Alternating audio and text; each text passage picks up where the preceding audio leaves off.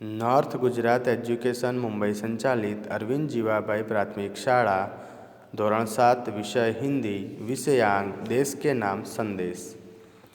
पत्र के माध्यम से हम दूर बसे संबंधियों परिवारजनों तथा मित्रों को अपनी बात आसानी से पहुंचा सकते हैं एवं सरकारी दफ्तरों में अपनी शिकायतों और आवेदन पहुंचा सकते हैं। आजकल दूरभाष मोबाइल तार ईमेल आदि से भी यह कार्य किया जाता है। फिर भी पत्र का अपना विशेष महत्व है।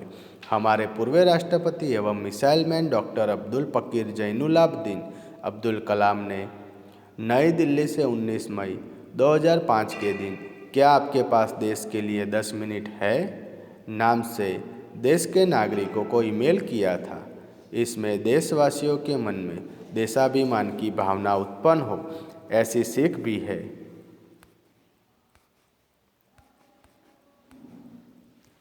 मातृछाया ऊंचीसेरी गांव मेसपुरा तहसील बाबर जिला बनासकांठा दिनांक 24/12/2011। प्रिय मित्र हर्ष, नमस्ते।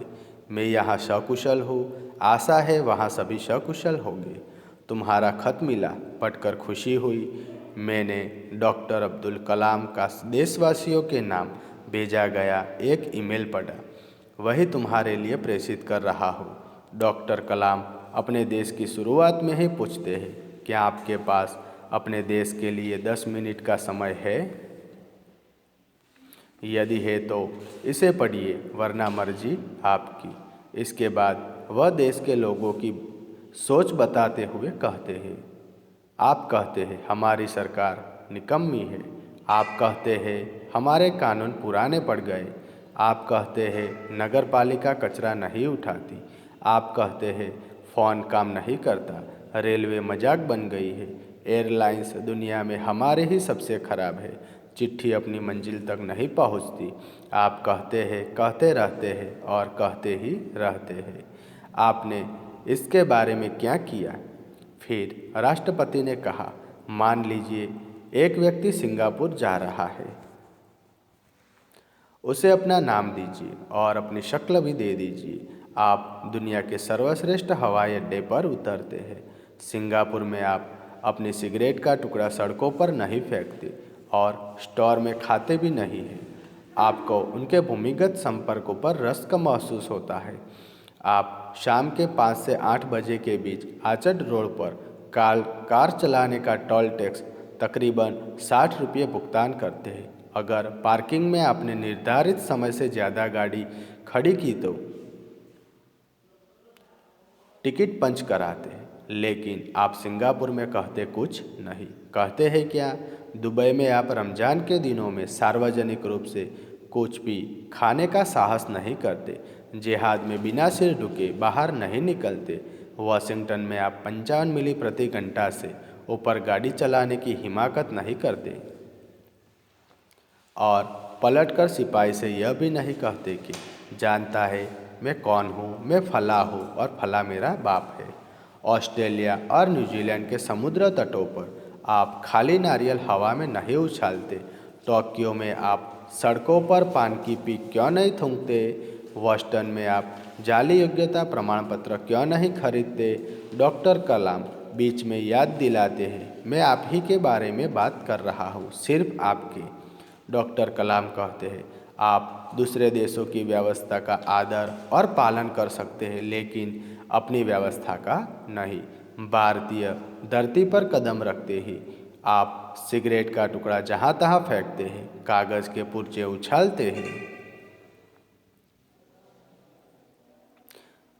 यदि आप पराये देश में प्रशंसनीय नागरिक हो सकते हैं तो यहाँ भारत में आप ऐसा क्यों नहीं बन सकते?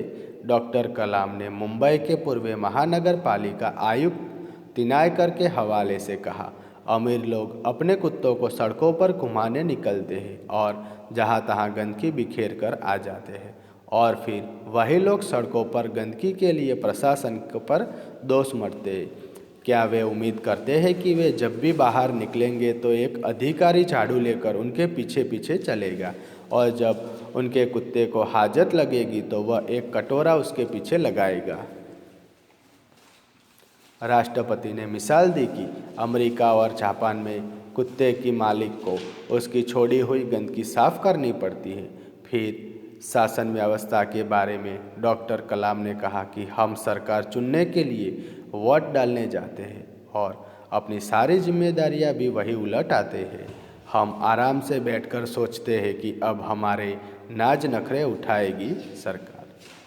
हम सोचते हैं कि हमारा हर काम सरकार करेगी और हम फर्श पर पड़ा हुआ रद्दी कागज़ उठाकर उसे कूड़ेदान में डालने की जहमत तक नहीं उठाएंगे।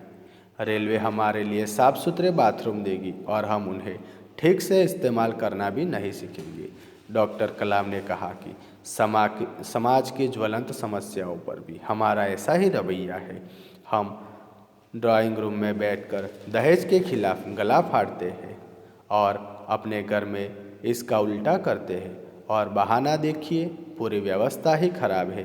अगर मैं अपने बेटे की शादी में दहेज नहीं लूँगा तो इससे कौन सा बड़ा फर्क पड़ जाएगा। और राष्ट्रपति ने इस संदेश में पूछा, इस व्यवस्था को बदलेगा कौन? यह व्यवस्था है किसकी? आप आसानी से कह देंगे। व्यवस्था में शामिल है हमारे पड़ोसी, हमारे आसपास के घर, अन्य शहर, अन्य समुदाय और सरकार। लेकिन मैं और आप कतई नहीं। जब कुछ अच्छा करने की बारी आती है तो हम अपने परिवार की सुरक्षित कवच में घेर लेते हैं, दूसरे देशों की ओर निहारते हैं और इंतज़ार करते हैं कि कोई मिस्टर क्लीन आएगा, अपने जादुई हाथों से चमत्कार करेगा। और ऐसा नहीं होता तो आप देश छोड़कर ही चल देंगे। उन्होंने कहा, हम अपने भय से भागकर अमेरिका जाएंगे, उनके गौरव का गुणगान करेंगे, व्यवस्था की प्रशंसा करेंगे और जब न्यूयॉर्क असुरक्षित हो जाएगा तो आप इंग्लैंड भाग जाएंगे। इंग्लैंड में बेरोजगारी होगी तो खाड़ी चले जाएंगे और जब खाड़ी में युद्ध छिड़ जाएगा तो आप मांग करेंगे कि भारत सरकार हमें बचाकर घर ले आए।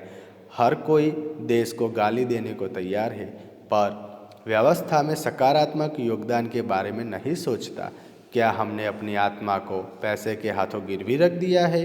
डॉक्टर कलाम व्यवस्था में नागरिकों से सकारात्मक योगदान के लिए देशवासियों को जांगजोर देते हैं।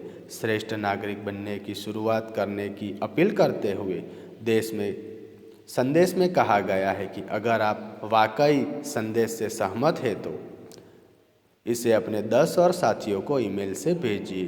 परिवार के सभी बड़ों को मेरा प्रणाम। तुम्हारा मित्र किरण।